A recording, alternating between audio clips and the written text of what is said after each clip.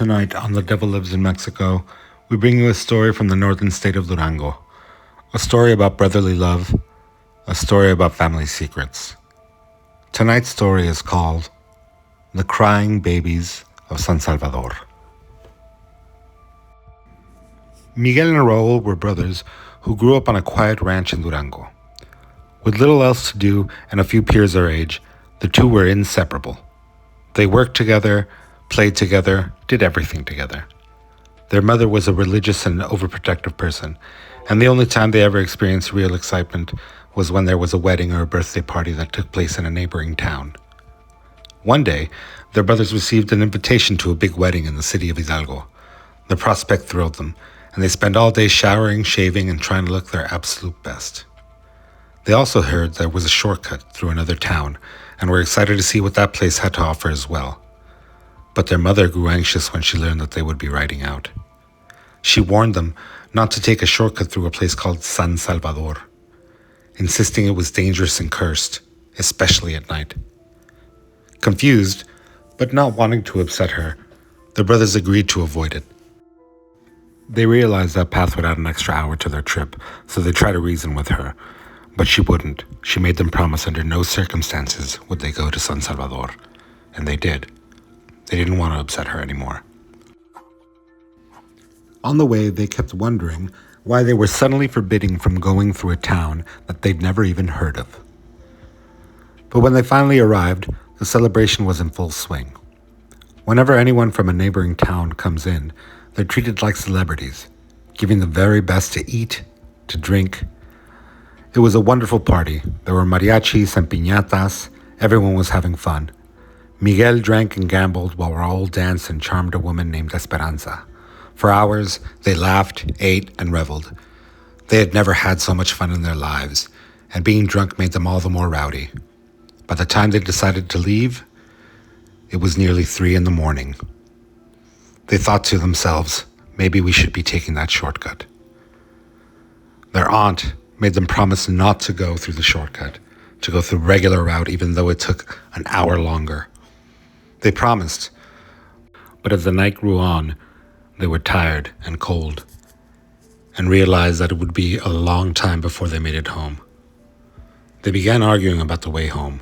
One brother pushed to take a shortcut through San Salvador, dismissing their mother's warnings as nothing more than superstition. The other one resisted, but in the end, they both gave in and turned their horses towards the forbidden path. When they arrived, they realized that San Salvador wasn't even a town at all. It was just a crumbling, abandoned hospital. And as they passed through, a sound cut through the night, like some animal dying or a baby crying.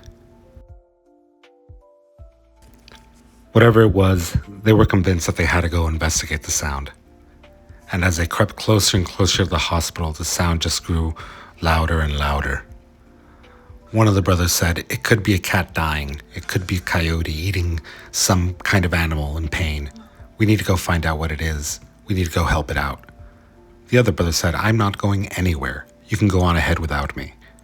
I'm staying here and I'll wait for you outside.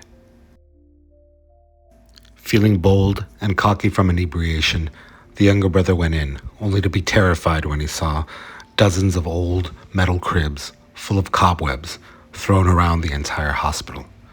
It was a very confusing scene. He had realized that it had grown silent, and suddenly, there was a cry, a yell. This was like a blood-curdling scream. Whatever it was being hurt, and he felt in his bones, I have to go save this. I have to go find out what it is. In terror, and with every ounce of courage that he possibly could, he crept towards the crib. The sound got louder and louder. And as he approached, he fell to his knees in horror as he came upon a 7-month-old fetus rotting in its crib. And the cries suddenly turned to laughter, and he noticed there was a smile on the fetus. A smile composed of half-rotting flesh and bleached white bone. He was in horror, but he recognized the face. As soon as he came to, he ran as quickly as possible, as fast as he could. He ran the entire 10-15 minutes home. His brother chased after him, wondering what could have possibly happened. Finally, when he caught up to him, he found him bewildered and crying into his hands behind the house. "What happened, brother?" And he explained everything.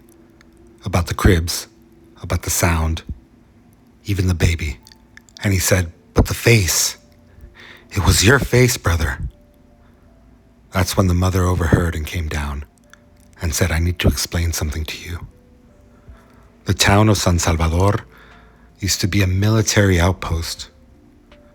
The men there would go into the neighboring towns, they'd get drunk, and sometimes they'd rape some of the women. The hospital you went to today was an abortion clinic. What you saw was the spirits of those babies who were never baptized. They were never allowed to go to heaven, and here they stay, in pain. Our own mothers would send us out to San Salvador, thinking we were going to meet husbands.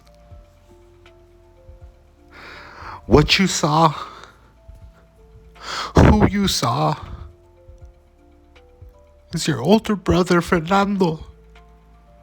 I'm sorry, Fernando. And I'm sorry you boys had to learn about it this way.